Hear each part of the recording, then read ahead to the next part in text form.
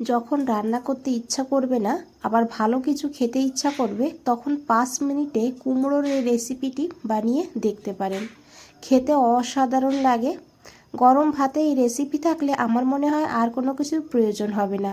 চলুন রেসিপিটা দেখে নেওয়া যাক, আশা করি ভালো লাগবে। নমস্কার বন্ধুরা, রুচির কিচেনে সবাইকে স্বাগত জানাই।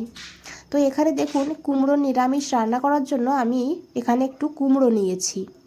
কুমড়োটাকে এইভাবে কেটে নিলাম চাক চাক করে।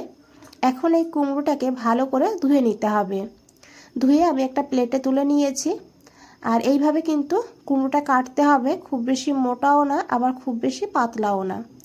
এখন এই কুমড়োর মধ্যে দিয়েছি একটু লবণ, হাফ চামচেরও একটু কম লবণ দিয়েছি অল্প করে হলুদের গুঁড়ো। আর এর সঙ্গে দিতে হবে লঙ্কার গুঁড়ো। আপনারা চাইলে এখানে কাশ্মীরি লঙ্কার গুঁড়োও নিতে পারেন। আর এখন হাত দিয়ে ভালো করে এগুলোকে মেখে নিতে হবে। প্রত্যেকটা কুমড়োর গায়ে যেন এই মশলাটা লেগে যায় ভালোভাবে। তো দেখুন বন্ধুরা, খুব ভালো করে মেখে নিয়েছি। 5 মিনিট সাইডে রেখে দেবো। এদিকে একটা কড়াই বসিয়ে দিয়েছি। আমি আজকে রান্নাটা ইন্ডাকশানেই করব। কড়াইতে দিয়ে দিয়েছি 2 চামচ সর্ষের তেল। রান্নাটা অবশ্যই সর্ষের তেলেই করবেন, তাহলে স্বাদটা বেশি ভালো হবে। তো আমি এখানে পরিমাণ মতন তেল দিয়ে দিয়েছি। আপনাদের কাছে যদি তেলের পরিমাণটা বেশি মনে হয় তাহলে একটু কম করে দিতে পারেন। আর এই রেসিপিতে একটু তেলটা বেশি দিলেই কিন্তু খেতে ভালো লাগবে। তেল গরম হয়ে গেলে এখানে আমি কুমড়োগুলো দিয়ে দিয়েছি। কুমড়োটাকে ভেজে নেব। আর এদিকে দেখুন, একটা মশলা বানাবো, তার জন্য একটা বাটির মধ্যে নিয়েছি 2 চামচ হলুদ বা সাদা সর্ষে। তার সঙ্গে দিতে হবে এখানে 2 চামচ পোস্ত। পোস্তর পরিবর্তে আপনারা এখানে সাদা তিলও নিতে পারেন, তবে পোস্ত দিলে কিন্তু স্বাদটা বেশি ভালো হবে। আর এরই সঙ্গে দিয়েছি অল্প করে লবণ। এখন এই মশলাটাকে গুঁড়ো করে নিতে হবে।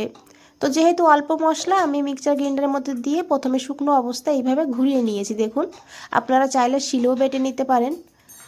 আর এখন এর মধ্যে দিয়েছি কাঁচা লঙ্কা, কাঁচা পাকা লঙ্কা নিয়েছি এখানে একটা। আমি আগেই বলেছি ঝাল আপনারা আপনাদের প্রয়োজন মতন নেবেন। আমি কুমড়োর মধ্যেও কিন্তু লঙ্কার গুঁড়োর ব্যবহার করেছি।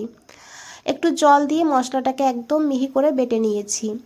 এদিকে দেখুন, প্রায় 2 মিনিট হয়ে গিয়েছে। আমি কুমড়োটাকে ভেজে নিয়েছি। এখন কুমড়োটাকে উল্টে দিতে হবে। এইভাবে কুমড়োটাকে ভেজে নিতে হবে। উল্টে দিয়ে অপর সাইডটাও কিন্তু একইভাবে এইভাবে হালকা গোল্ডেন ব্রাউন করে ভেজে নিতে হবে। টেম্পারেচারটাকে মিডিয়ামে রাখবো। মিডিয়ামে রেখে এইভাবে কুমড়োটাকে ভেজে নেব। তো দেখুন বন্ধুরা, এখানে কিন্তু কুমড়ো ভাজা হয়ে গিয়েছে। আর বন্ধুরা, রেসিপিটা দেখে যদি একটু ভালো লেগে থাকে একটা লাইক করে দেবেন, কমেন্টসে জানাবেন কেমন লেগেছে। তো এইভাবেই কুমড়োগুলোকে ভেজে নিতে হবে। এখন এখানে দিয়ে দিতে হবে বেটে রাখা সেই মশলাটা।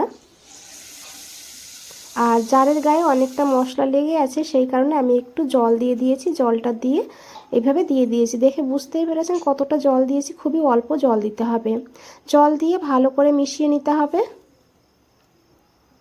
যেহেতু কুমড়োর নিরামিষ, সেই কারণে অল্প করে একটু চিনি দিয়ে দিয়েছি এখানে, টেস্টটাকে ব্যালেন্স করার জন্য। চিনিটাকে দিয়ে ভালো করে মিশিয়ে নিতে হবে। তারপরে ঢাকা দিয়ে রান্না করব প্রায় 5 থেকে 6 মিনিট, টেম্পারেচারটা একদম কমিয়ে। 6 মিনিট পর ঢাকনাটা খুলে নিয়েছি। এখন একবার খুব ভালো করে মিশিয়ে নেব। আর আশা করি দেখে বুঝতেই পেরেছেন বন্ধুরা, কুমড়োটা কিন্তু খুব ভালোভাবে সিদ্ধ হয়ে গিয়েছে। এইভাবেই রান্নাটা করতে হবে। আর দেখে বুঝতেই পেরেছেন রান্নাটা করতে কতটা কম সময় লাগে। আর খেতে যে এতটা ভালো হয়, না বানিয়ে খেলে বুঝতে পারবেন না। দেখুন, দেখে কতটা লোভনীয় লাগছে। এখানে আমি একটু কাঁচা সর্ষের তেল যোগ করে দিয়েছি।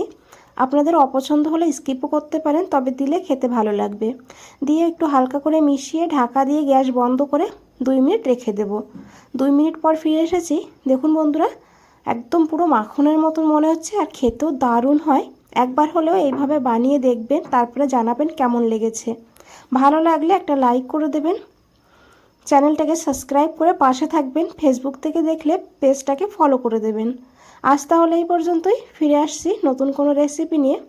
ভালো থাকবেন, সুস্থ থাকবেন। সবাইকে অনেক অনেক ধন্যবাদ এত সময় ধৈর্য ধরে রেসিপিটা দেখার জন্য।